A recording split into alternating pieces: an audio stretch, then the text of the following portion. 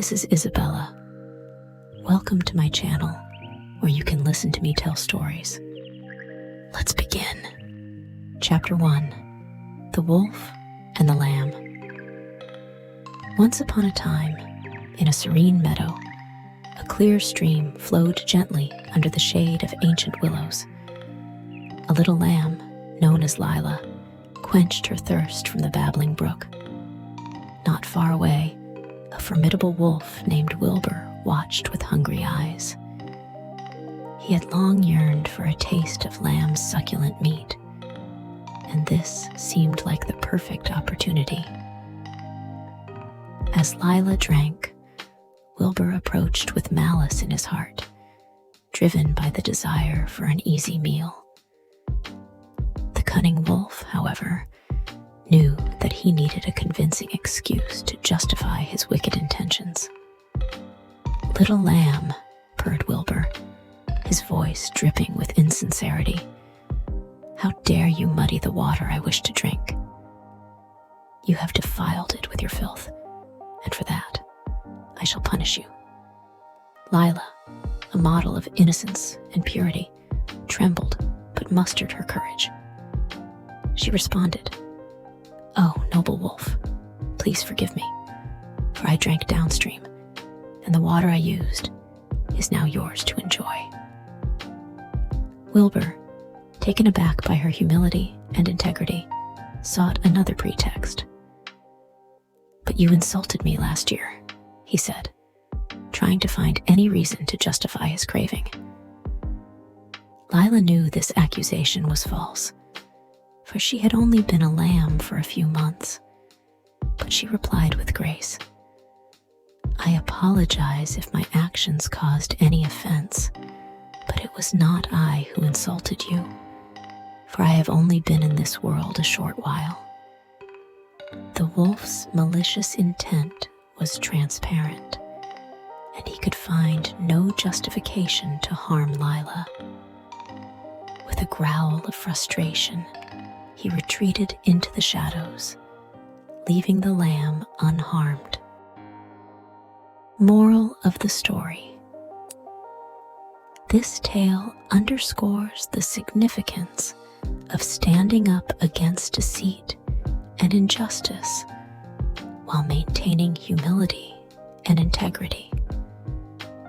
It teaches us not to be misled and to remain vigilant in the face of potential threats. Chapter 2. The Fox and the Sour Grapes.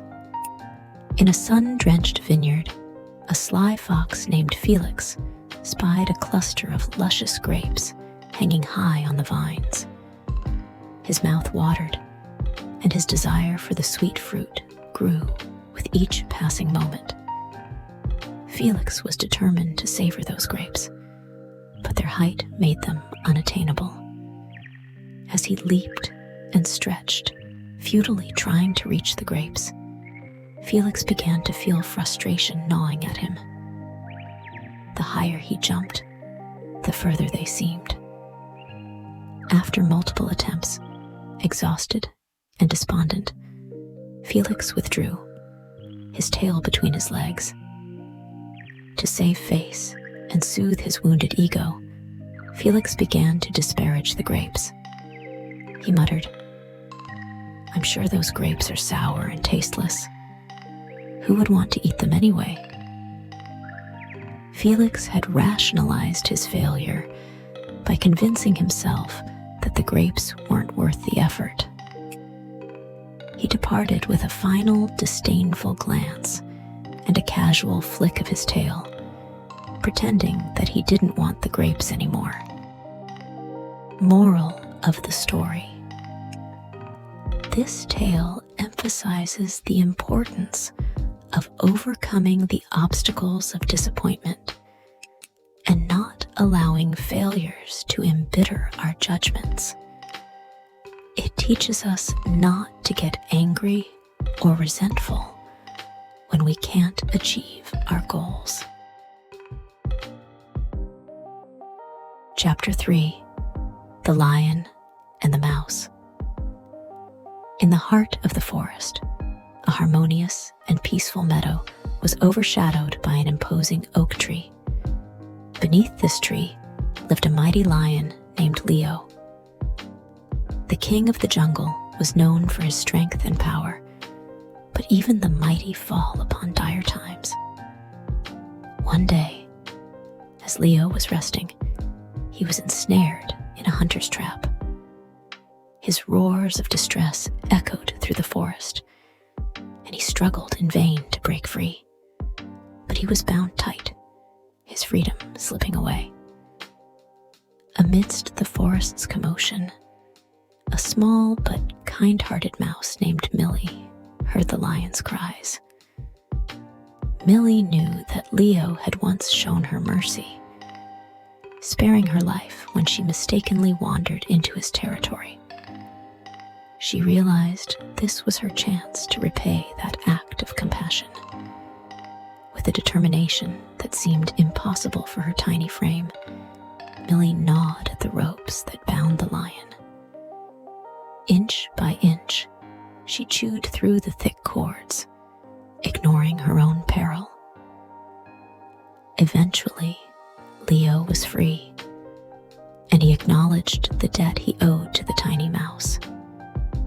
His powerful jaws had been saved by the humble mouse's determination.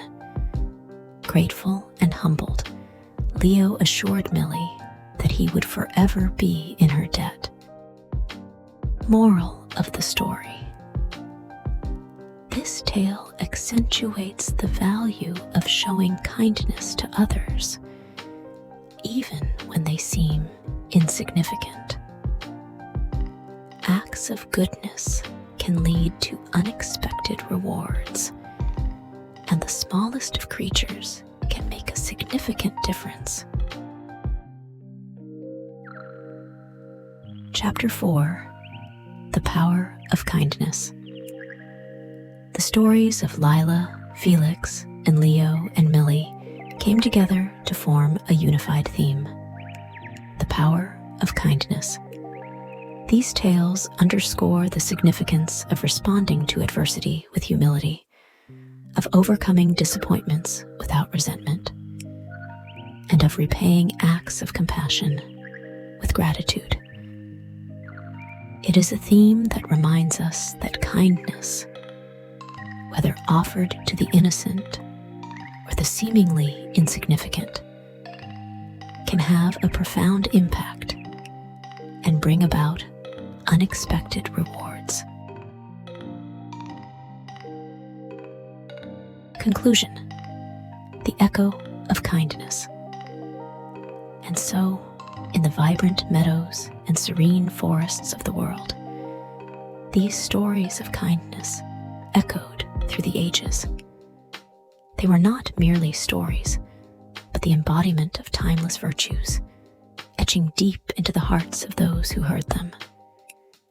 Just as the wolf, the fox, and the lion experienced the transformative power of kindness, so too could anyone who carried these lessons with them.